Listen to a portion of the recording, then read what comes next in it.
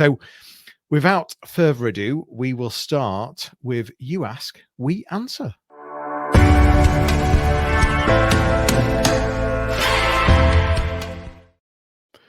Now, for episode 22, this is a question which is more of a summary of a very heated debate I had only 2 days ago, Jonny, with regard to content planning and using obviously different tactics and so on. And the group I was group discussion I was facilitating ended up talking about those national and international days, the kind of cybersecurity days or all the others with the kind of hashtags and so on. And there was really two school of thought, so which I've kind of captured into this question for you, which is, are national and international days a worthwhile tactic for my content marketing and website traffic generation? And it's this business of something that's been used for a while. Is it still valid? Because not all tactics last forever.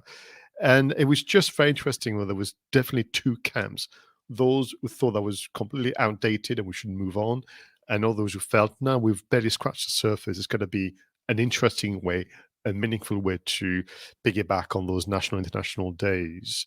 What say you? Well, you're right. I mean, we have been using those tactics for many, many, many years. I think they still help give a structure. They still help give ideas. I think the key thing is ensuring that if you are using national days, national weeks, campaigns, it's about making sure that they're relevant to your business, but also to your target audience, and probably to make them part of a much bigger picture. So you're not just using it as a one day thing, but actually it's part of a wider campaign, or perhaps there's more of a story around it. Maybe there's a lead up and sort of something following as well. So I think it has to be more integrated, but I think it definitely helps give some kind of structure to your content marketing. And I still believe it's a great way to make it relevant to your audience, as long as it fits the demographic. Because if these national days, weeks, campaigns, whatever they are, people are used to them and know them, it is a great way to sort of connect with that and bring your brand into the forefront whilst that thing, whatever that might be, is going on. Yeah, and I think you're right. So you've got the relevancies. So if it is actually top of mind for your audience, it is part of their diary. Maybe, as you pointed out, they almost make an appointment with that national day or that international week and so on. And there's something in there, so your audience, is always in charge of your marketing. Then the next reflection is then what are you going to do about it? Because sadly, people leave it last minute, which has been the case of the conversation. So they, in a panic, put together a few LinkedIn posts, maybe an article. They just affix, the agreed hashtag, and then that's that. And I think that in 2024, 25, you have to have a more considered approach. And to your point, therefore, if you think about it, look ahead. Study what those international and national days might be like. Give yourself months really of preparation and reflection, and do something that is more akin of a campaign, and get others to participate. So it's not just about you and your content, what are you going to do, but actually you could open up a conversation, invite contributors and more, and then get that to be on the website. So you have obviously also the chance when you share it on social media to tag people. But it feels to me that it's not so much that the tactic has been around for a long time. It's because it's been around for a long time. You have to elevate the execution and maybe stimulate more of your imagination to do something that is going to make people stop in their tracks, or you're going to be part of the white noise. Yeah, and it's this thing of when you're trying to come up with content ideas. It does, as I said, it does give you sort of that ability to have something to connect the content with, and to help you come up with that plan. But only use them if they're meaningful, if they're relevant, and as we've both said, make them part of that wider picture. So yes, I think I'm in the camp that we still should be using them, but not just for the sake of it.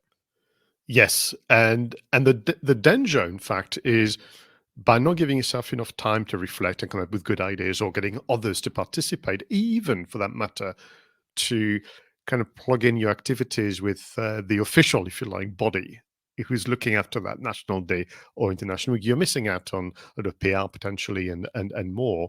And I like what you said, which is it feels almost you should have a before, during, and after element to Yeah, using those making national it international days. making it you're not just using it on the day and actually making it part of your story. I meant to say that, by the way, if you're watching or listening, perhaps you're live with us right now. Just to remind you, we're live on YouTube, we're live on LinkedIn, we're live on Facebook. We also turn this into an audio podcast afterwards, and the video is on YouTube for later as well. So perhaps you're joining us later on and listening right now or watching right now on YouTube or on your favorite podcast platform. Let us know. Leave a review if we're being helpful. Tell a friend. We're interested and we really want to share this.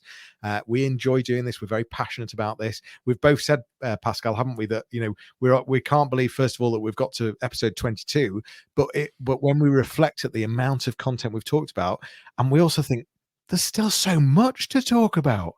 We've hardly scratched the surface. And I think it comes from our position, which is the website. This kind of digital entity is in fact the extension of so many things. Your business value, your approach to customer care, your vision for the future, and more. So it has so much to cover. It's so multifaceted that yes, I can see you and I continuing for quite a while with this audio companion. And as we said, this is about making you feel proud of your website. We know that moment when someone says to you, "Oh, what's your website address? I'll have a look."